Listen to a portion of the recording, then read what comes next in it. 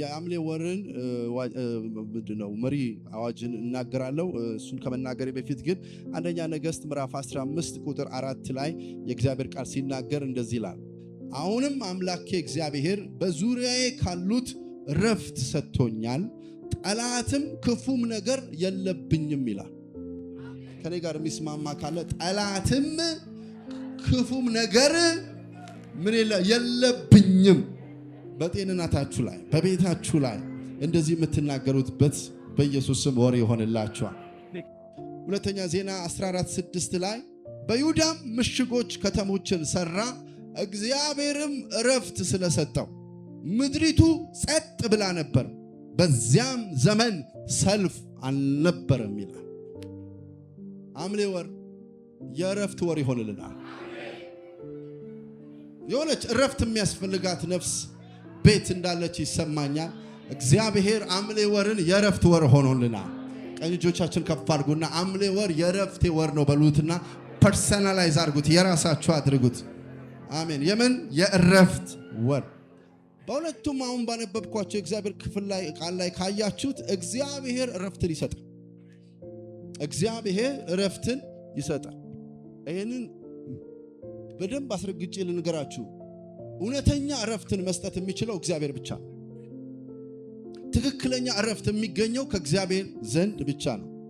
ነገስታት ከጣጠቁት መሳሪያ የተነሳ ለሚመሩት ስፍራ እረፍት መስጠት አይችሉም፣ እግዚአብሔር እረፍት ካልሰጠ። ዳዊት ይሁን ሰለሞን ይሁን የተለያዩ ነገስታቶች እግዚአብሔር ነው እረፍትን የሚሰጣቸው። ዛሬም እግዚአብሔር ይህንን መልእክት በመንፈሳችን ላይ ሲያስቀምጠው ለአንድ ቤተሰብና ለአንድ ሰው ህይወት እረፍት እንዲሆን ያደርጋል። በጌታ በኢየሱስ ስም ሃይ ፋይቭ ስጡት። እረፍት ይሆንልህ በሉትና። እግዚአብሔር እረፍት እንዴት መሰላችሁ የሚሰጠው? አንዳንድ ጊዜ የሰላምንና የእረፍትን ልዩነት ማወቅ አለብን። ሰላም በነውጥ ውስጥ መረጋጋት ነው። እረፍት ግን ነውጥ የሚፈጥሩትን ነገር በሙሉ እግዚአብሔር ሲያጠፋላችሁ፣ ጠላቶችን በሙሉ ጸጥ ሲያሰኛቸው፣ በር የሚዘጉ በሙሉ ሊያስቆሙ የሚፈልጉ ነገር በሙሉ እያሉ ሊያሰራ አይደለም፣ ድምጥ ማጣቸውን ሲያጠፋሉ እግዚአብሔር እረፍትን ሰጣቸው።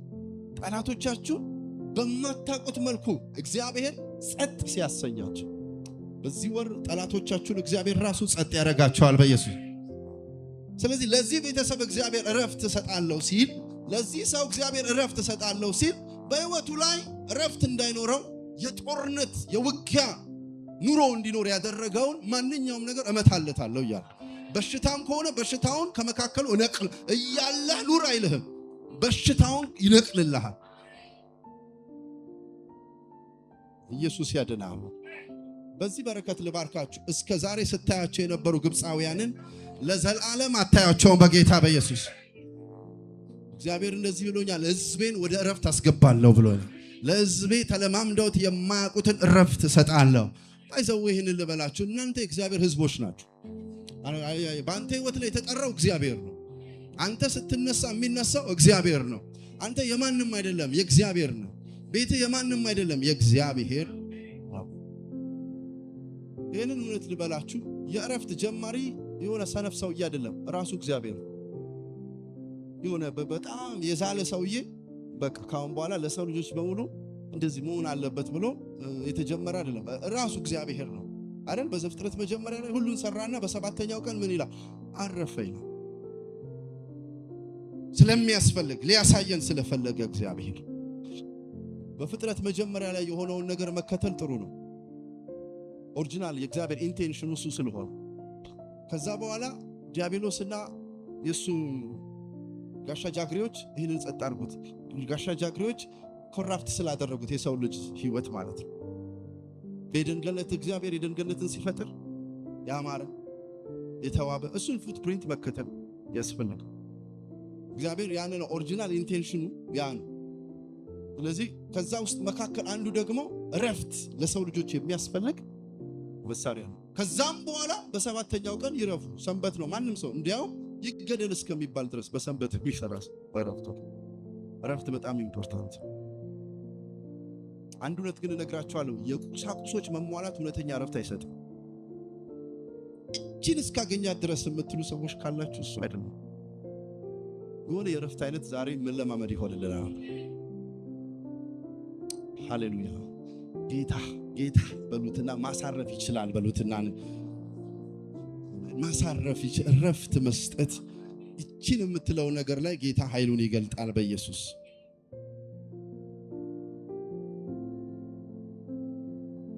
ረፍት ማጣት የእርግማን ውጤት ነው።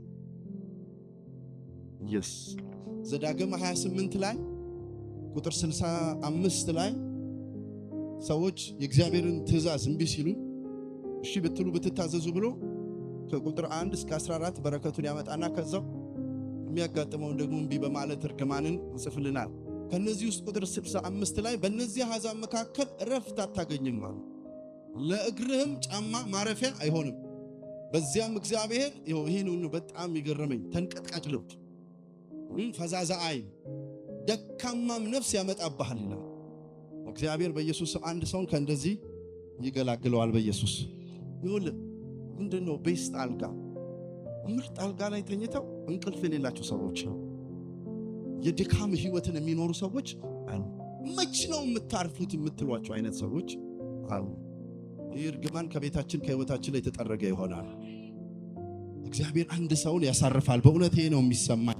አዋጅ ስለሆነ እያወጅኩ ልሄድ ብዬ ነው። እንደዚህ ይሆናል በኢየሱስ ስም። በቤታችሁ ላይና በነገሮቻችሁ ላይ እግዚአብሔር እረፍትን ያመጣል። ጌታ የተባረከ ይሁን። እስኪ ቁጥር 66 ነው።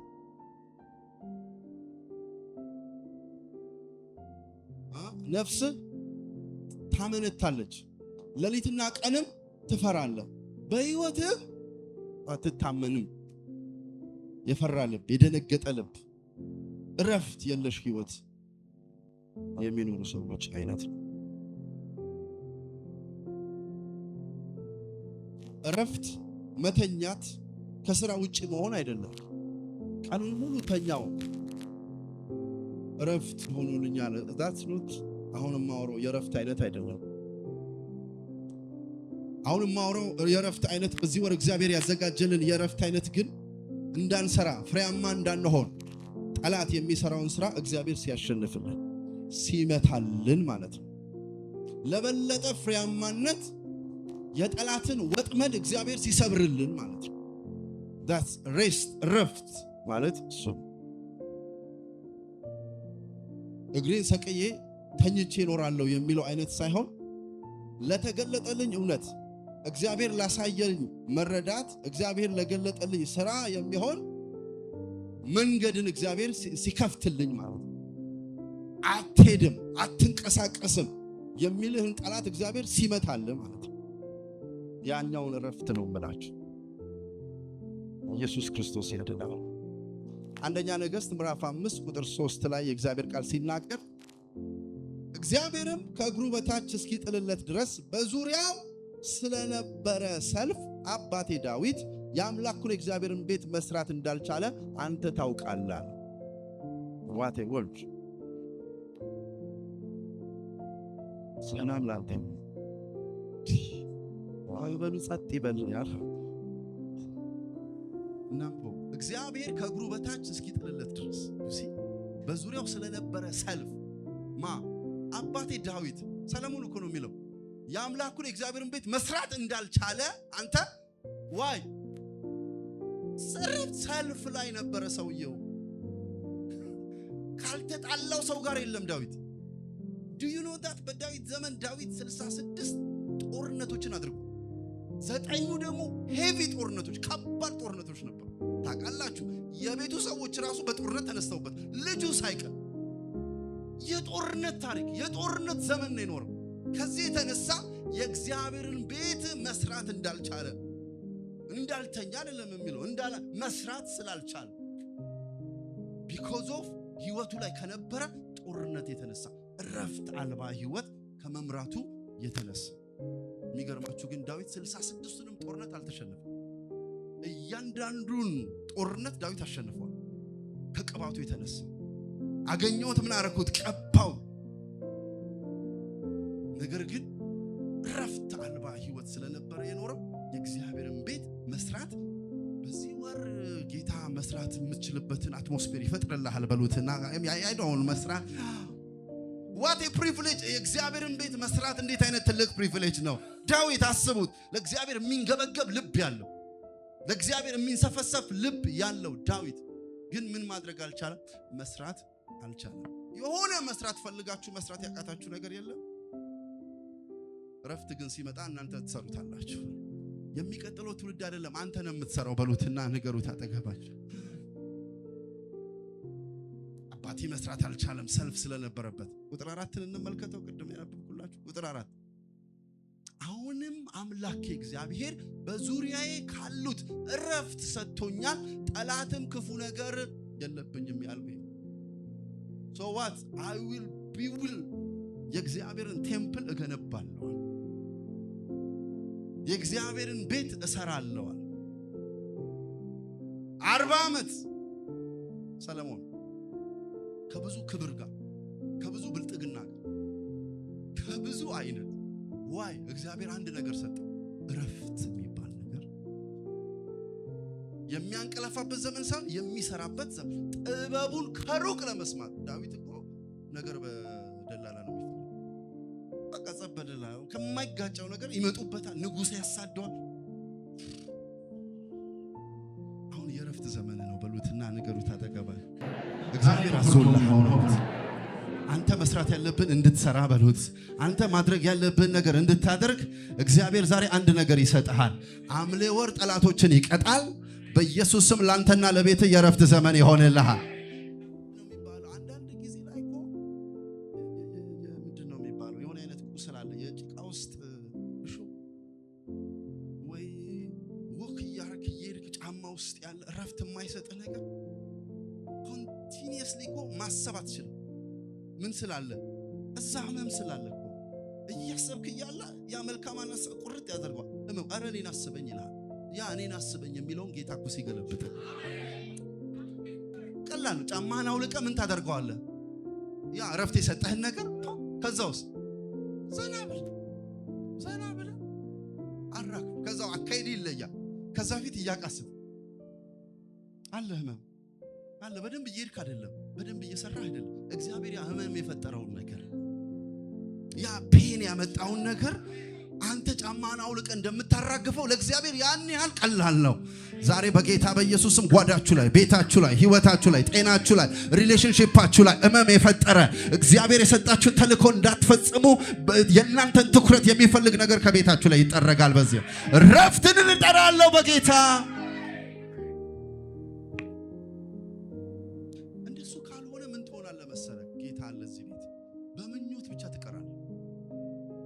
ትፈልጋለህ ግን አትደርስም፣ አትይዘው፣ አኮምፕሊሽ አታደርገው፣ አትፈጽመው። መፈጸም አለበት። በምን ውስጥ ነው መፈጸም የምትችለው? በረፍት ውስጥ። አባቴ ሊያደርገው አልቻለም። ገንዘብ ስለሌለው አይደለም፣ ሰልፍ ስለበዛበት ነው። ኖሮ የማትፈጽመው ነገር አለ፣ ኖሮ የማታደርገው ነገር። ረፍት ግን ጌታ ሲሰጥ በአሳ ዘመን አላያችሁ? ሁለተኛ ዜና 15 ላይ በዙሪያ ሁሉ ረፍትን ስለሰጣቸው በዙሪያ ይሰጣል። ምን አይነት የሥጋ መውጊያ እንደተዘጋጀላችሁና በህይወታችሁ እንደበዛ አላውቅም። ጌታ ግን ረፍት ይሰጣል። በቃ ይሄን ነው ደግሜ ደጋግሜ የምለው። ጌታ የኢኮኖሚ ረፍትን ይሰጣል። ይዛችሁታል። ወረቀት ፓስተር ተብሎ ነበር። ወረቀት የሆነ ነገር ጥያቄ አምጡ። የረፍት ዘመን ነው። ዶክተሩ ኢየሱስ ዛሬ ለአንድ ሰው ቤት ለአንድ ሰው ህይወት ረፍትን ያደርጋል። በጌታ ሲያሳርፍ አይቼዋለሁ የሚል ካለ አሜን። እንረሳለን እንጂ አገባው ብለሽ አገባሽ ጌታ አታሳርፈኝም በትዳር አይደል? ከዛ አሁንስ በምን አሳረፈሽ? እኔ ጌታ በየጊዜው በብዙ ነገር ሲያሳርፈኝ አይቼዋለሁ። አሁን ዙሪያክ ኤቭሪቲንግ ፒስ ብትለኝ ኖ ጌታ ወይ አሳርፈኝ የምለው ነገር ይህንን ቃል በልቤ ሲሞላው ጌታ ለኔም ለእናንተ ከፊታችን ባሉት 30 ቀናት ውስጥ አሰራሩ ልዩ የሆነው ድንቅ የሆነ አምላክ ለዛች ጉዳይ ረፍትን እንደሚሰጣችሁ ስለማመን ረፍትን እንደሚሰጣችሁ እስኪ ደክሞኛል ወንበር አምጡልኝ አረፍ ልበል ይላሉ ሰው ለስጋቸው ወንበሩ ረፍት እንደሚሰጣቸው ያ ውስጥ ላለው ለሚቅበዘበዘው ነፍሳችን እግዚአብሔር ረፍት ይሰጣታል። እኔ የሚሰማኝ እውነት በመንፈሴ እቤታችሁ ያለ ኳረል ይሄ ጭቅጭቅና የተለያዩ አይነት ነገሮችን እግዚአብሔር ሲመታው ያሳየኛል። ቤታችሁን የሰላም ሲያደርገው ህይወታችሁን የረፍት ሲያደርገው ኢየሱስ ያድናል። በኋላ ጸልያለሁ። አንድ ሶስት ነገር ግን ልናገርና ልጨርስ። ሰዎች ረፍትን መለማመድ ሲፈልጉ እነዚህ ሶስት ነገሮች መርሳት የለባቸው። አንደኛ ሰዎች ወደ ረፍት መግባት ካለባቸው ጌታ ኢየሱስ ክርስቶስን እንደ ግል አዳኝ አድርጎ መቀበል አለባቸው። ኢየሱስ የረፍታችን ምንጭ ነው አይደል? ማቴዎስ 11 ቁጥር 28 ላይ እናንተ ሸክም የከበደባችሁ ሁሉ ወደ እኔ ኑ እኔ ምን አደርጋቸዋል? አይንን ከዘለልከው ምንም አይነት ረፍት ሚሊዮነር ቢሊዮነር ምንም ብትሆን ከዚህ ውጪ የረፍት መንገድ የለም። ረፍት በኢየሱስ ነው።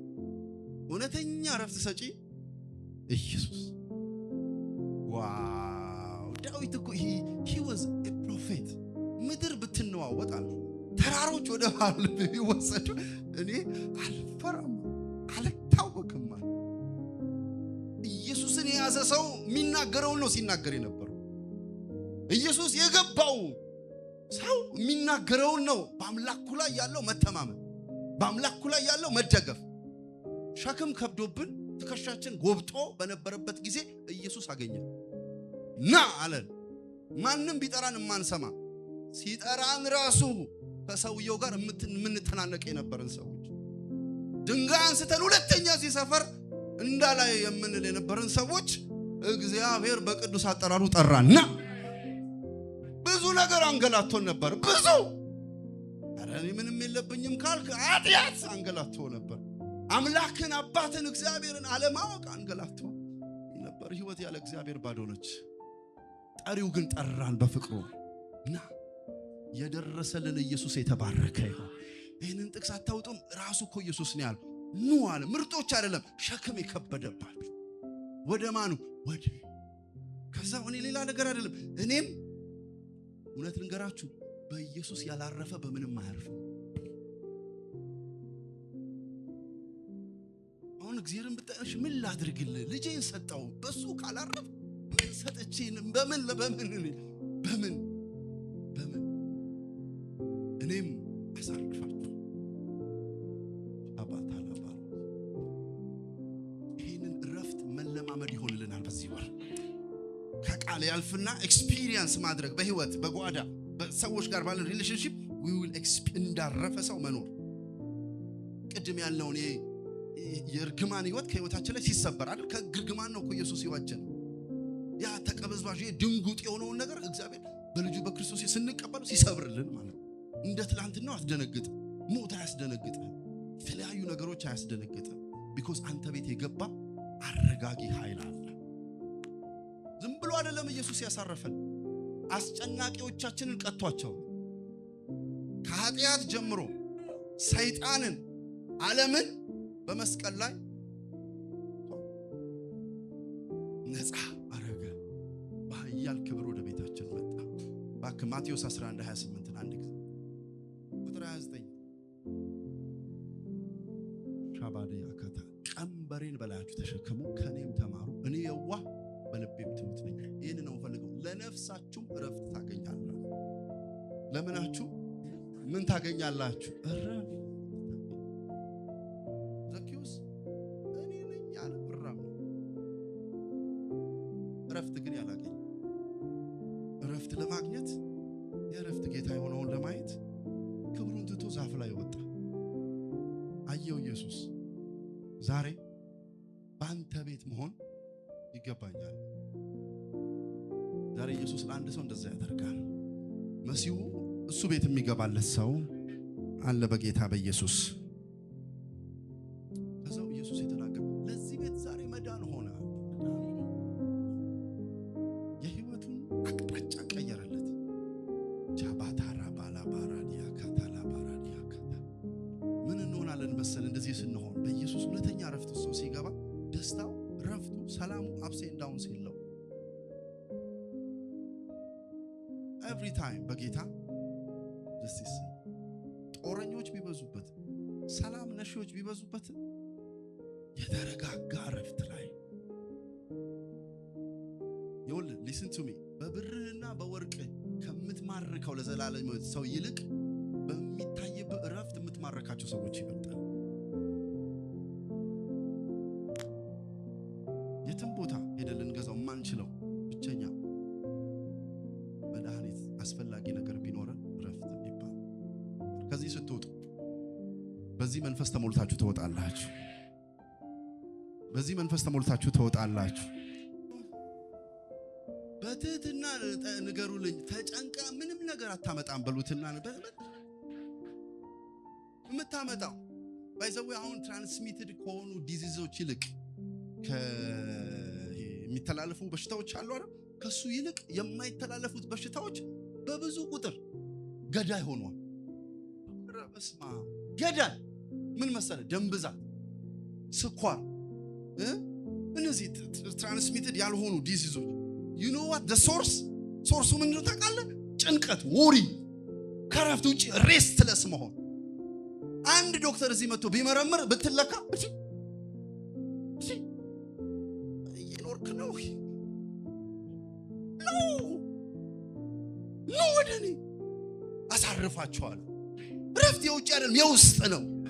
የሸመትነው በሽታ ብዛ ምንም ላትፈጥር ምንም የሚያናድደው ደግሞ ጌታ እያለ አምላክ እያለ የጴጥሮስን መልእክት ሳጠና ገረመኝ። አንደኛ ጴጥሮስ 5 ጌታ ስለናንተ ያስባልና የሚያስጨንቃችሁን ሁሉ በእርሱ ላይ ተጥሉት።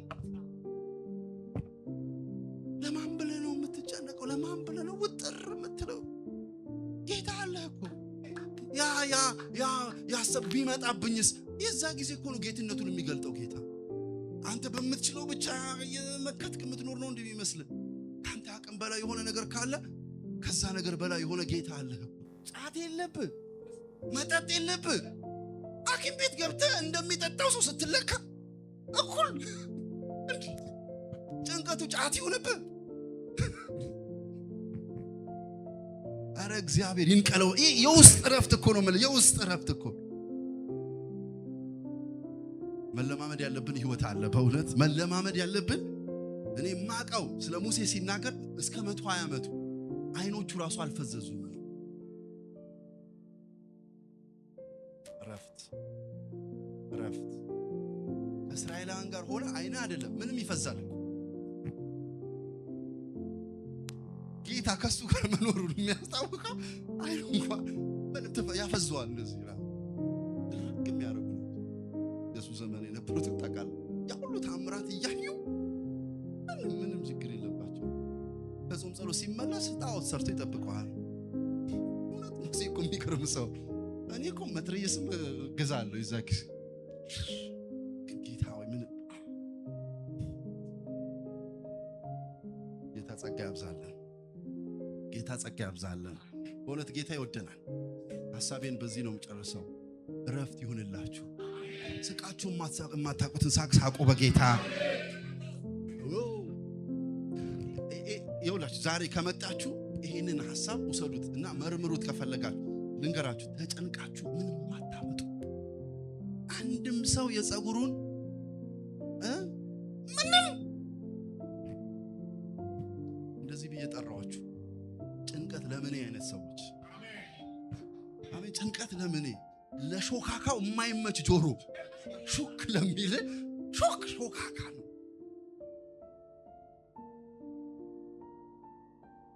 ኢየሱስ ያድናል። እንደ ንጉስ ልጅ ትኖራላችሁ። ሃሌሉያ። አባይ አምሮ ባህል ስትለው ንጉሱ እኮ ነው ይላል።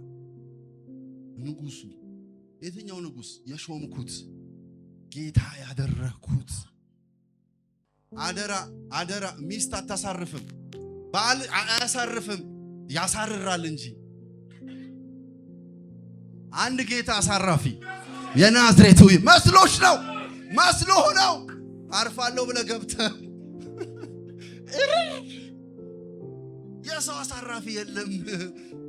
እቺን ቢዝነስ ትላለ ይመጣል ጭንቀት ሌላ ራስ ኢየሱስ ግን ገብቶ ሌላ አሳይመንት አይደለም የሰጠ ያለብህን ነገር በኮቱቱን ወለቀና ረፍት ሰጣለሁ ለዚህ ነው እኔ የምሰጣችሁ ሰላም ማንም ሊሰጣችሁ የትም ቦታ አትፈልጉት አታገኙትም ትለፋላችሁ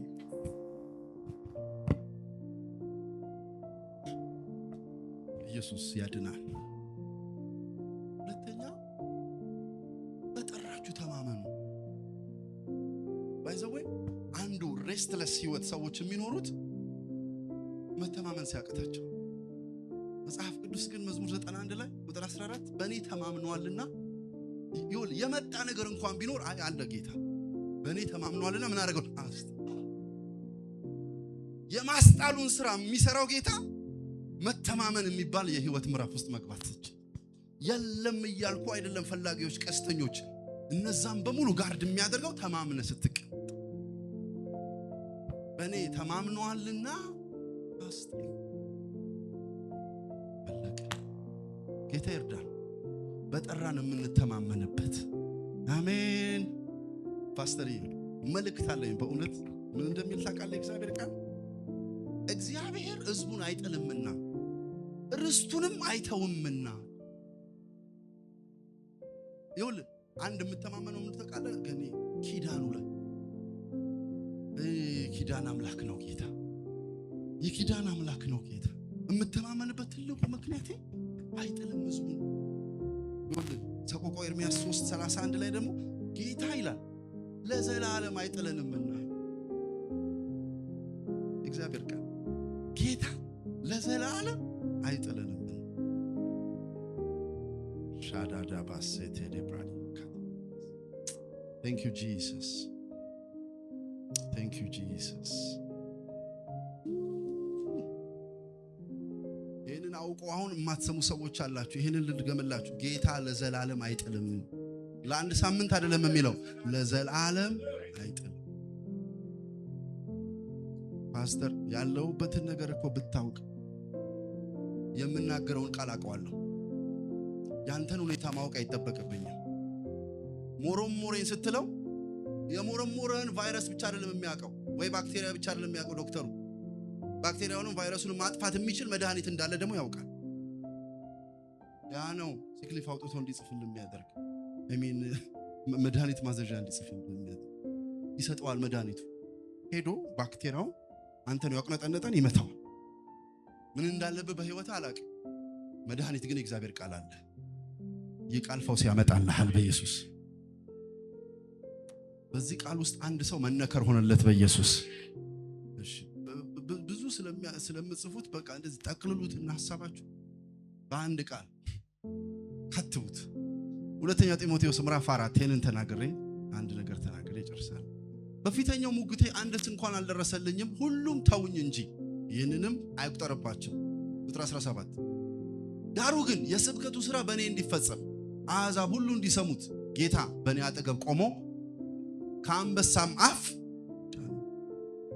ተማመነው ጌታ ነው ቁጥር 18 ጌታም ከክፉ ነገር ሁሉ ያድነኛል ለሰማያዊው መንግስት ይጠብቀኛል ለእርሱም ከዘላለም እስከ ዘላለም ክብር ይሁን ከአንበሳ አፍ ማዳን ይችላል ዳንኤል ብቻ ነው የምታውቀው ጳውሎስ ከአንበሳ አፍ ዳንኳል ጌታ ሩቅ ሆኖ አይደለም አጠገቤ ቆሞ አበረታኝ ደግሞ ለሰማያዊ መንግስት ይጠብቀኛል ያድነኛል አይ ቢሊቭ ሂም አምነዋለሁ ከላይ ያለውን ብታነቡ ያልተነሳበት ሰው የለም አጠገቡ ያሉት ሰዎች በሙሉ ተውት ነገር ግን ጌታ አበረታኝ የታመንኩት ጌታ አዳነኝ ለአንድ ሰው መተማመን ሆነለት በጌታ በኢየሱስ ለአንድ ሰው ራሱን ለጌታ አሳልፎ መስጠት አንዳች አልሆነም በሉትና ንገሩት አጠገብ ጌታ አለ ከኔ ጋር በሉት አጠገቤ ቆሞ አሁን ራሱ ያበረታኝ ነው አሁን ራሱ ያበረታኝ ነው ሶስተኛ አንደኛ ምን አልኳችሁ ኢየሱስ ሁለተኛ የጠራችሁን ተማመኑ ሶስተኛ ለሰዎች የእረፍት ምክንያት ሁኑ ለሰዎች የእረፍት ምክንያት ሁኑ ጧት ስትወጡ ለማን እረፍት ልሁን ምክንያት የእረፍት ምክንያት ልሁን ብላችሁ እግዚአብሔር ለአንድ ሰው ጸጋ ያብዛለት ሰውን ተሳስተ ልታደናቅፍ ትችላለህ በጠዋት ግን ስትነሳ አስበ ታርጌት ፉል ሆነ የሰውን ረፍት ለመንሳት አትንቀሳቀስ። እንደዚህ የሚያደርጉ ክፉ ሰዎች አሉ። መቼም ህይወት በረፍት ሊሞላ አይችልም። የገባኝ ነገር ምን ታውቃለህ? እግዚአብሔር የማይደራደርባቸው ሰዎች አሉ፣ ኤክሰፕሽናል ይሆኑ። እነሱን ነክተ ረፍት በዛይት ብትጸልይ አይደለም በምንም ብታደርግ ረፍትን አትለማመድ በፍጹም። አንተ ቸበል የሆኑ ሰዎች አሉ፣ እግዚአብሔር የሚወራረድባቸው ሰዎች። እግዚአብሔር በሄዳችሁበት ቦታ በሙሉ የረፍት ሰው ያርጋችሁ። ባይዘው አንዱ ጌታ ሲባረክ የሚያደርግ የረፍት ሰው ይሰጣል። በሚቀጥለው ሳምንት እንደዚህ ይሆንላችኋል። ግራ ለገባችሁ ምንም ነገር ማድረግ ላቃታችሁ ጉዳይ እግዚአብሔር የረፍት ሰው አራሜን በሉና እኔ የረፍት ሰው ነኝ በሉትና ንገሩት። አጠጋ እኔ የረፍት ሰው ነቃ አርጉትና በል እኔ የረፍት ሰው የረፍት ሰው። ዘፍጥረት ምዕራፍ 4 ላይ ሁላችንም የምናውቀው አቤልና ቃየል የማይነካ አቤል ኢኖሰንት ሰው ለእግዚአብሔር አምልኮ ለማቅረብ የተቻለውን ነገር ለማድረግ የሚንቀሳቀስ ቅናት መጥፎ ልቡ ብግን ብሎ ይህንን ሰውዬማ መግደል ገደል። ኖርማል ደም ግን አልነበረም የፈሰሰው ደም ኖርማል ደም የሚጮ ደም ነው። የገረመኝ ከዛ በኋላ ቃየል ላይ የመጣው አንድ ረፍት አልባ ተቀበዝባዥ ነኛ ራሱን ያለው ባይዘ ያገኘኝ ሁሉ የፍርሃት ይው ድንብርብር ማለት አርጓላዝ ዛሬ በማወቅም ባለማወቅም የሆነም ቤት ረፍት አልባ ያደረግንበት ሰላም አልባ ያደረግንበት እግዚአብሔር በምህረቱ ይጎብኛል። ምህረት ይሁንልን በጌታ በኢየሱስ። የሆነ አቤል የሚባል ቤት ነክተን አቤል የሚባል አገልግሎት ነክተን don't even think ጌታ ምህረቱ ብዙ አይደል? ልክ እንደሱ ሲለው ምንም እንዳትሆን አለ። በምትሄድበት ቦታ በሙሉ ማንም እንዳይነካ ምልክት አደርግብህ። ምልክት ዛሬ ለአንድ ሰው እግዚአብሔር ረፍትን ይሰጣል። ነገር ግን ምን መሆን ስንችለው የረፍት ሰው። ሰላም የተወደዳችሁ የዛሬ መልእክታችንን የሰማችሁ በተለያየ የዓለም ስፍራ ያላችሁ ይህንን መልእክት እንደተባረካችሁበት አምናለሁ። በዚህ መልእክት ከተባረካችሁ ደግሞ አንድ ግብዣ ልጋብዛችሁ ፈልጋለሁ። ይህ ግብዣ ደግሞ የዘላለም ሕይወት ግብዣ ይባላል። ይህንን መልእክት የምትሰሙ ጌታ ኢየሱስ ክርስቶስን እንደ ግል አዳኝ አድርጋችሁ ያልተቀበላችሁ ሰዎች መጽሐፍ ቅዱስ ሲናገር ሮሜ ምዕራፍ 10 ቁጥር 9 እና 10 ኢየሱስ ጌታ እንደሆነ በአፍ ብትመሰክር እግዚአብሔርም ከሙታን እንዳስነሳው በልብ ብታምን ትድናለህ፣ ትጸድቃለህ ይላል። ስለዚህ ወገኖቼ መዳን መጽደቅ ጌታ ኢየሱስ ክርስቶስን እንደ ግል አዳኝ አድርጎ በመቀበል ውስጥ ነውና ወደዚህ ሕይወት ልጠራችሁ ፈልጋለሁ። ኢየሱስ ክርስቶስ በመስቀል ላይ የኛ ምትክ ሆኖ የኃጢአትን ቅጣት የኃጢአትን ዕዳ በመሸከም ስለኛ ሞቶልና ስለኛ ደግሞ ተነስቷል። በጣም ቀላል ነው። በሥራ አይጸደቅም፣ በመስጠት አይጸደቅም። በተለያዩ ነገሮች ለመጽደቅ ማሰብ የለብንም። ስለ ጽድቃችን የኃጢአታችንን ዕዳ በመስቀል ላይ በመክፈል ኢየሱስ ክርስቶስ ሙሉ ዋጋ ከፍሎልናል። በጣም ቀላል ነው። ኢየሱስን ጌትነት አምኖ መቀበል፣ እሱ እንደሞተልን አምኖ መቀበል፣ በአፍ በመመስከር በልብ በማመን መዳን በሌላ የለም ይላል ሐዋርያት ሥራ ምዕራፍ 4 ቁጥር 12 ላይ። እንድንበት ዘንድ ከሰማይ የተሰጠን ስም አንድ ስም ነው፣ ያ ኢየሱስ ይባላል። ኢየሱስ እንደዚህ ያለ ዮሐንስ 14:6 ላይ በመጨረሻ እኔ እውነት ነኝ፣ እኔ ሕይወት ነኝ፣ እኔ መንገድ ነኝ፣ በእኔ በቀር ካልሆነ ማንም ወደ አብ መምጣት አይችልም። ዛሬ ወደዚህ ወደ ትልቅ ግብዣ ጠራችኋለሁ። ኢየሱስ ሞቶልናል፣ ኢየሱስ ተነስቶልናል፣ ኢየሱስ ይወደናል። እሱን በማመን የግል አዳኝ አድርጎ በመቀበል ከዘላለም ሞት ማምለጫውን መድኃኒት መውሰድ እንችላለን። የዚህ ዓለም ሕይወታችን በአጭር ይጠናቀቃል። የዘላለምን ሕይወት ማግኘት የምንፈልግ ሰዎች እዚህ ላይ ያለውን ክፍል በመጸለይ በመናገር መዳን ይሆንላችኋል። እነዚህን ስልኮች በመጠቀም ደግሞ ለጸሎት ይህንንም ጸሎት አብረን እንጸልይ መደወል ትችላላችሁ። የእግዚአብሔር ጸጋ ከሁላችሁ ጋር ይሁን። የዛሬ ሰላማችሁ የተለየ ይሆናል። የዛሬ እንቅልፋችሁ የተለየ ይሆናል። ዘላለማችሁ የተባረከ ይሁን። ተባረኩልን። በኢየሱስ ስም አሜን።